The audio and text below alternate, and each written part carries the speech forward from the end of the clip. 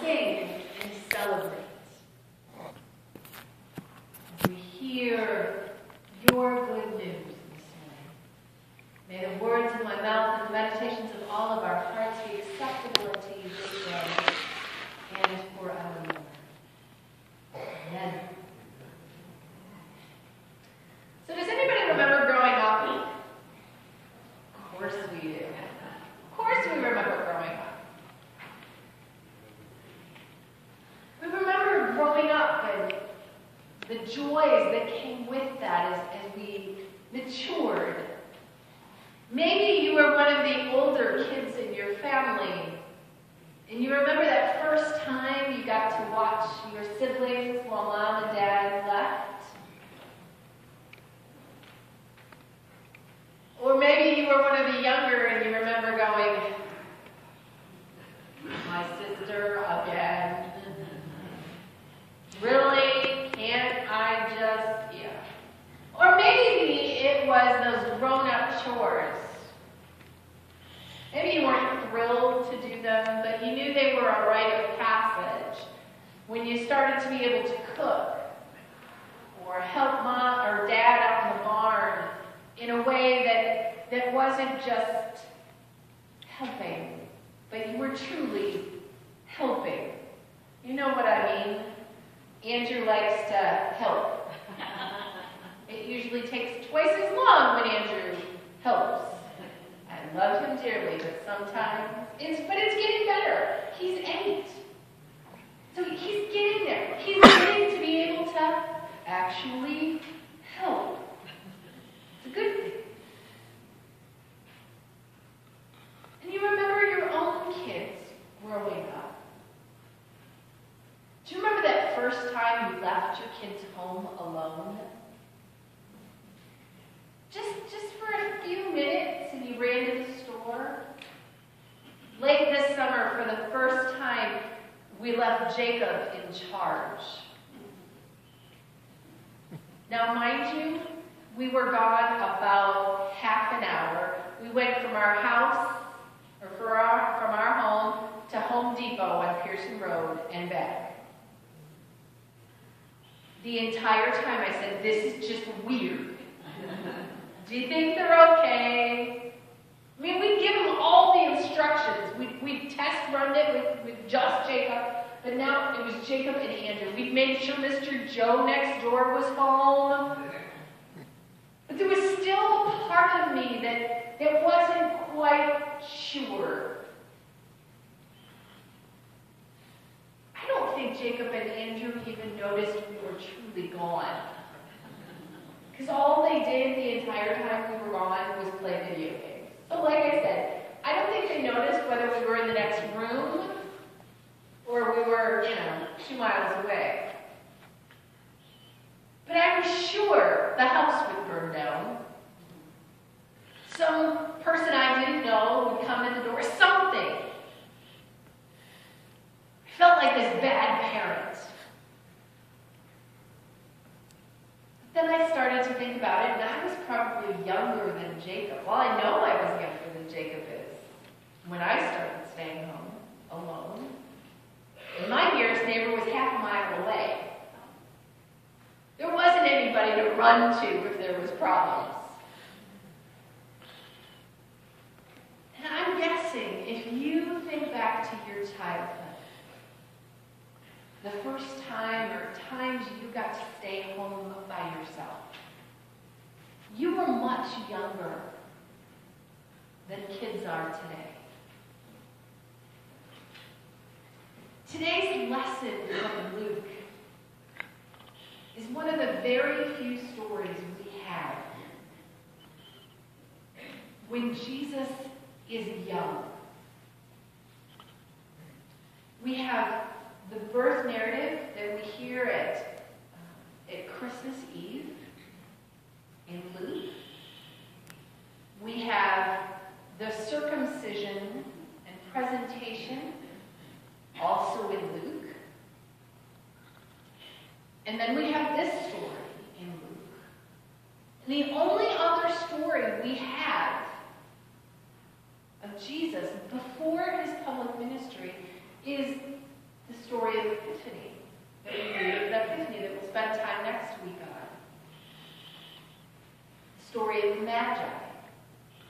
And most scholars, I hate to burst that bubble, but most scholars figure he was 2 or 3. No little cute little baby, and he's probably an annoying toddler at the very least by the time they arrive. But here we have one real glimpse into Jesus as a child. And Jesus stays behind. He didn't get left behind. He stays behind. Now, Luke tells us he's 12.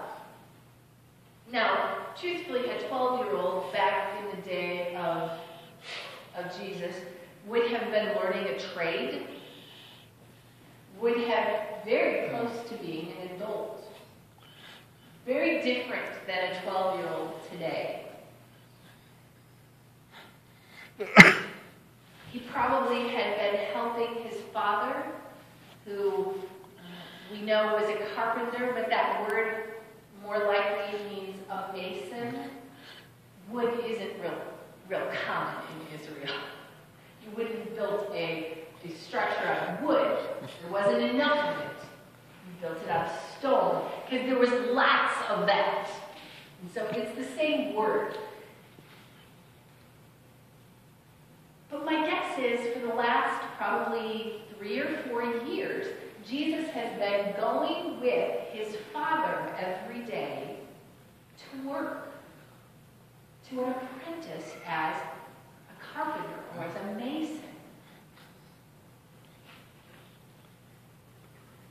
But here we have, he's 12, so he's been bar mitzvahed in modern language. He's become an adult in the religious community. We know that because he's allowed to sit at the feet of the teachers. A child wouldn't have been allowed to sit. There wasn't any, children's time. The children were out with the women on the outside of the temple.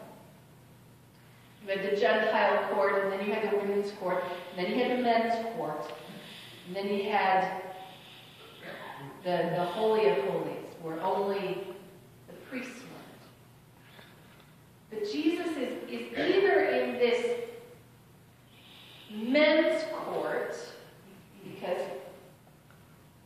he's a man now at 12, or he's sitting on the teaching steps, which he did 30 years later or 20 years later in his teaching.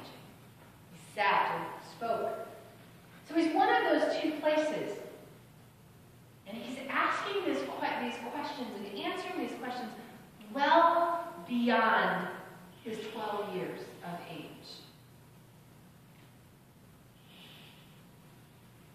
And those who are sitting with him are amazed at this young boy, this young man. And who 3 days later comes rolling in but his mother. I mean, think about that. He has just showed his wisdom well beyond his years, and who comes looking for him but his mom? And the exact quote is, his mother said, "Child, why have you treated us like this?" Right? I mean, your father and I have been worried. We've been looking for you.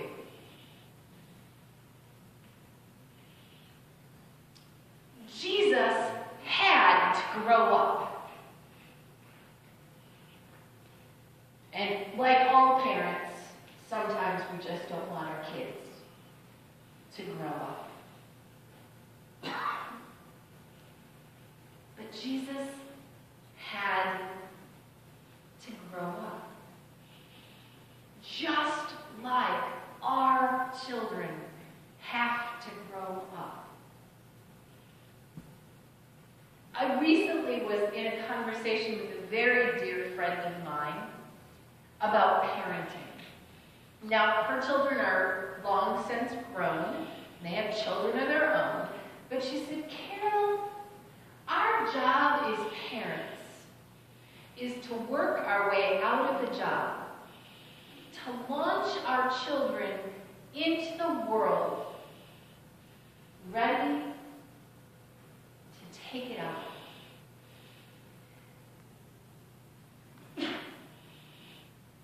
That's hard. But if you think about it, it's right. And Jesus is right there. And what do Mary and Joseph do? They go, no, Jesus, you're coming back. I know you think you're ready for this, but I'm not quite so sure. And he stayed. And he stayed with them until finally, who was it? It was his own mother. You got to wonder how many times it happened between 10 or 12 and 30. That she said, go, Jesus, go. Right? Because that's what she does when we read in John, in the first miracle of Cana of Galilee. She says, Jesus, go, but I'm not ready. It's not my time. Go. She kicks him out. Kicks him out and makes him do the miracle, and his ministry begins to flourish. And we know the rest of the story. But at this time, she was more like, no, Jesus, you're not quite ready. Come back. Come back. It's not time yet.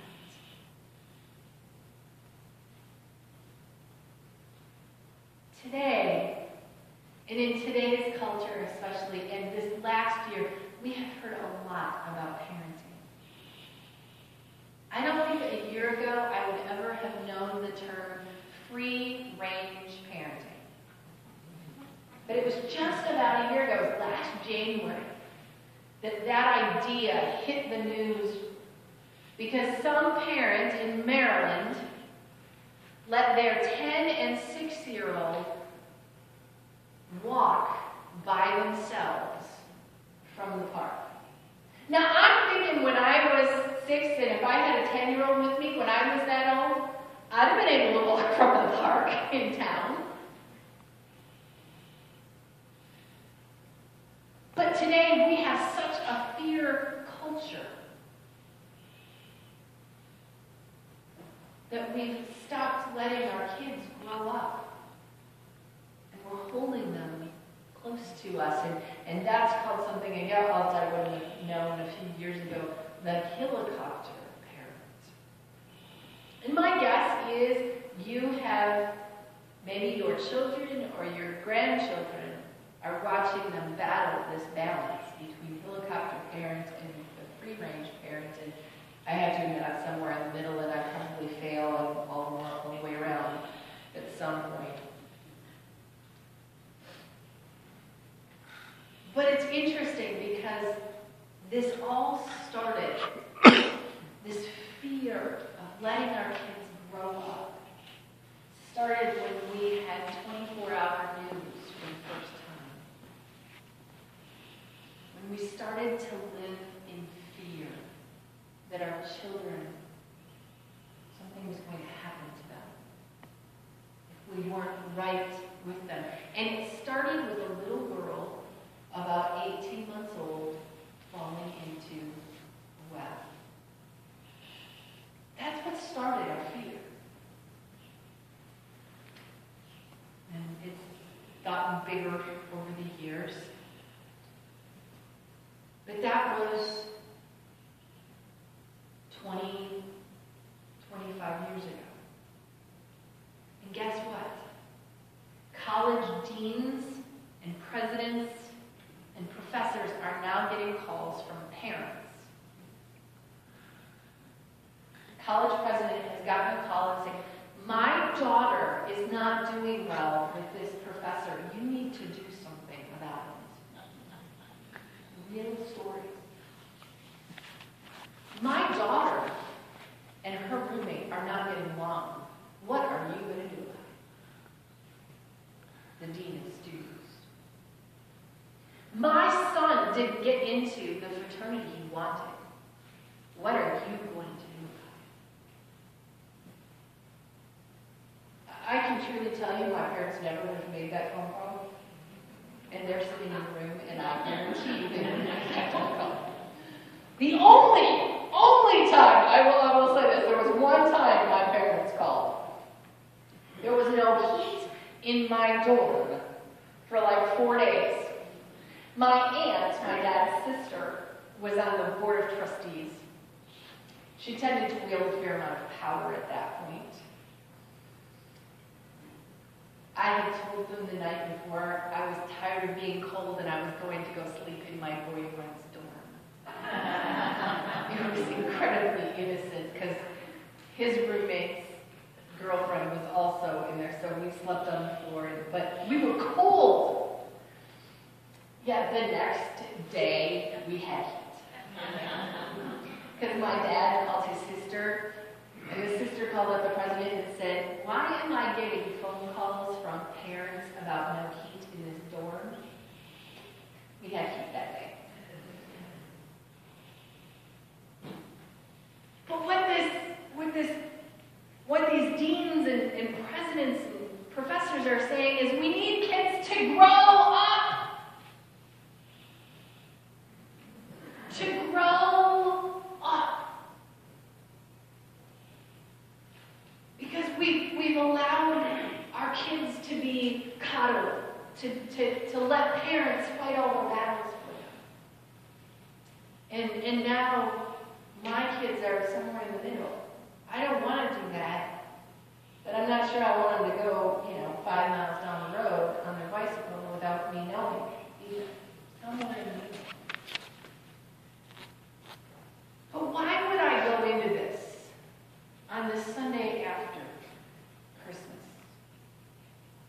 Because the scripture lesson from Luke is about growing up. And I want to say that we in our faith have to grow up too. And just like it's not easy to always let our kids or our grandkids grow up, it's not always easy to grow up in our faith. It's hard work. And at times, it challenges us in places and in ways we don't want to be challenged. And it makes us stop relying on someone else for our faith. We have to grow up, just like Jesus had to grow up. We have to grow in our faith. It is really easy in our faith to never move beyond baby Jesus and this pretty little scene here. It's really easy to, because this is easy. This is comforting. A baby, a mom, a dad. This doesn't challenge us at all. But by the time Mary kicks him out of the house and says, "Go start your ministry," grew up.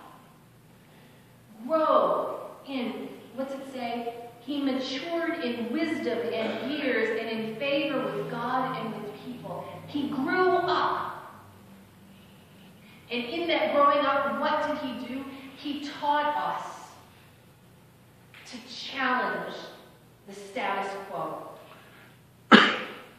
He taught us that the one that society says is dirty or wrong is actually clean. The one that society says isn't worth a darn thing is the one who has the greatest value. That the one that society says isn't worth forgiveness is the one that is forgiven. Not once, not twice, but over and over and over again. And that is the growing up of our faith. It can't stay here. We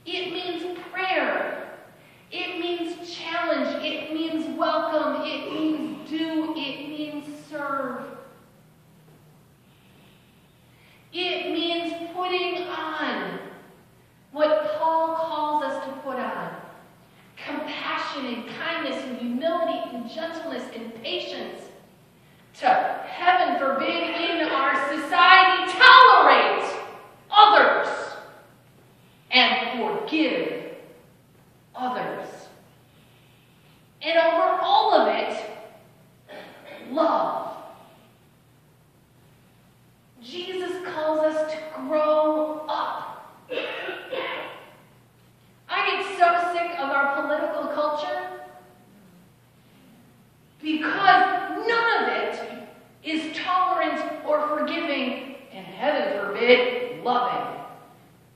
I get tired of it. I don't want to listen to it anymore. Because Jesus called me to love the other.